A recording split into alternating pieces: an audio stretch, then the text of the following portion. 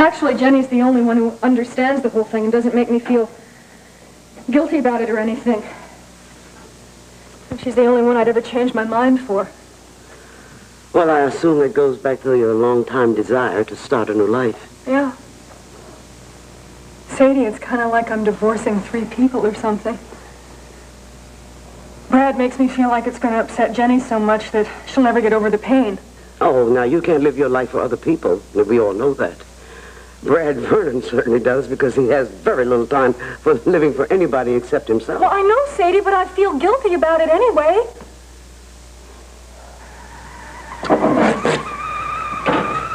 I mean, what if that's really true? What if she's just putting on an act and she's trying to be noble and all of that, but then she suddenly breaks down when we leave? No, sweetheart, you know, Jenny went through the pain of losing Mary a long time ago. It hurt, and it's going to continue to hurt. No, she's not going to have a breakdown or anything like that. She's stronger than that. Well, you don't think that I'm an awful person? No, I want something more. I want something different. Well, I tell you, Kat, we certainly will miss you, especially you and Mary. But none of us, not none of us, have any right to stop you from living your life the best you can. And if that means packing up and moving, that's what you'll have to do. The rest of us, well, I guess, well, we'll just have to get used to it. Are you Samantha Vernon? Oh, yes. I have a bouquet of flowers for you. Oh, my goodness. Thanks. If you can just sign right here. Ah, sure. I'll sign anywhere for flowers. There you go. Thanks. Oh, 1 second. Here. Thanks a lot. And thank you, and have a nice day. Sure, thanks. Bye-bye.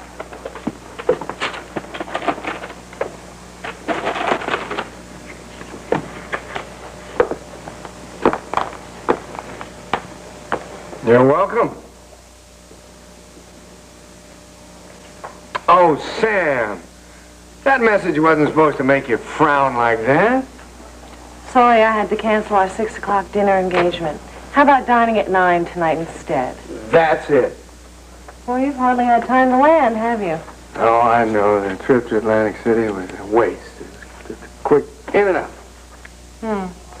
Not too quick, right? Mm-hmm. I mean, you did have time to track down Delilah, didn't you? Why didn't you send her these?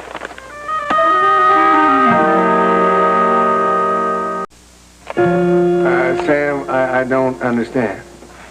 You know, neither did I, but I do now. Oh. Well, explain it to me. Well, your sudden trip to Atlantic City. Now, that wasn't a business trip, now was it, Anthony? Oh, listen, I don't know what you're talking about, dear. And how does Delilah's name come in all this? You're just going to sit there and you're going to lie to me? I got it right from Delilah's mouth. You were the main reason that she ran away to Atlantic City in the first place. Are you jealous? No, I just don't like being stood up. All right, okay. Look, Delilah and I have some unfinished business to take care of. But our relationship has nothing to do with that. There's no conflict there, no intertwining. Why don't you just leave Delilah alone? All right, she's very confused right now, very upset. And frankly, Anthony, she's afraid of you. Is that the way she tells it? Listen, I don't know exactly what's going on. I have a feeling that you're really not trying to help her. I think you're trying to use her. Use Delilah. She's the user. Oh, come on. Has she ever given you anything, or has she done all the taking? That's not the point. It is the point. I don't want you to get hurt. Now, we're going to sit here and talk about that silly woman all afternoon, or you're going to come out to dinner with me? No. Well, what about tomorrow? No. All right. I'm going to let you get over this fit of temper. Right? And when you cool off, you will realize that Delilah isn't worth it. And then maybe you'll call me. Feel free to. Hold your breath.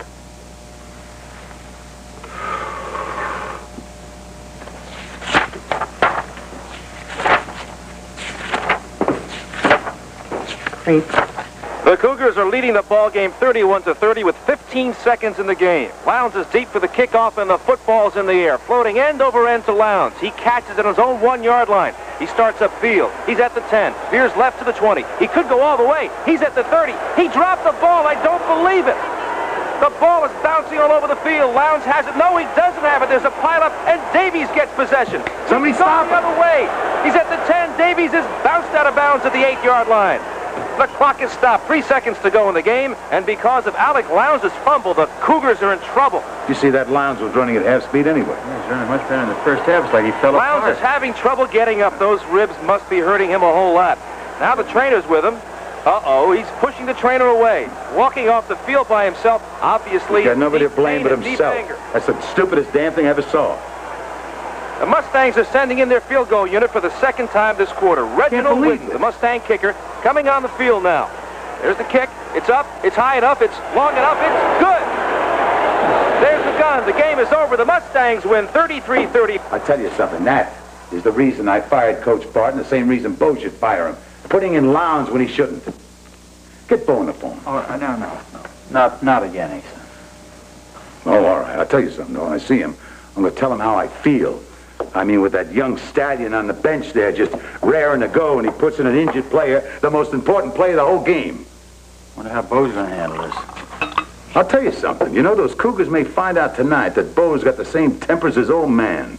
Boy, makes me wonder with those kind of genes what little Drew's going to turn out to be.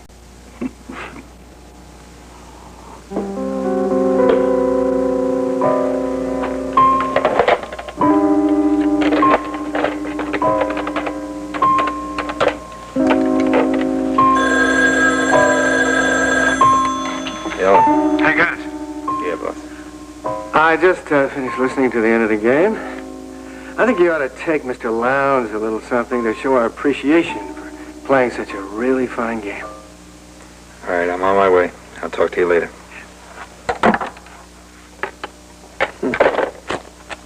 Excuse me. Oh, Sam, listen, I was just borrowing your phone for a minute. Payphone broken? Oh, no. I just left my change in my locker, but if you like, I'll bring you a dime when I finish my workout. Mail it to me. I'll send a messenger.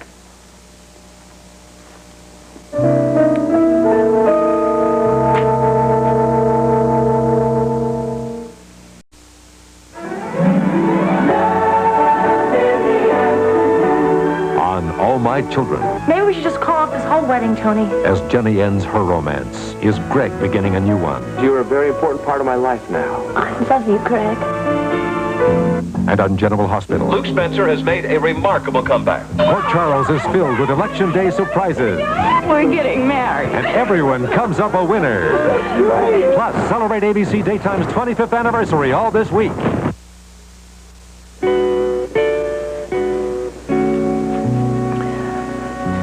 I should have been there for him.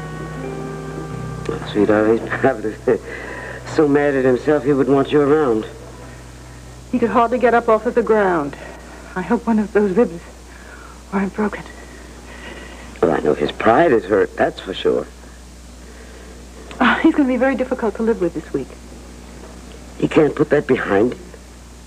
It isn't that so much as that he broods and worries about the future. Lately, that's all that he does. Oh, if he's so worried about the future, sweetheart, why would he play when he was hurt? Because he's afraid he won't get back in the lineup if Doc Gilmore is allowed to play an entire game. Oh, that's dumb. Because he's twice the man as Doc is. Well, I know that, you know that, the country knows that, but Alec doesn't seem to believe that anymore, so, anyway, it's nothing that I can do anything about. Now, you were talking about Kat. What about her? You know, you only got a chance to tell me that she thinks that she wants to move. Oh, yeah.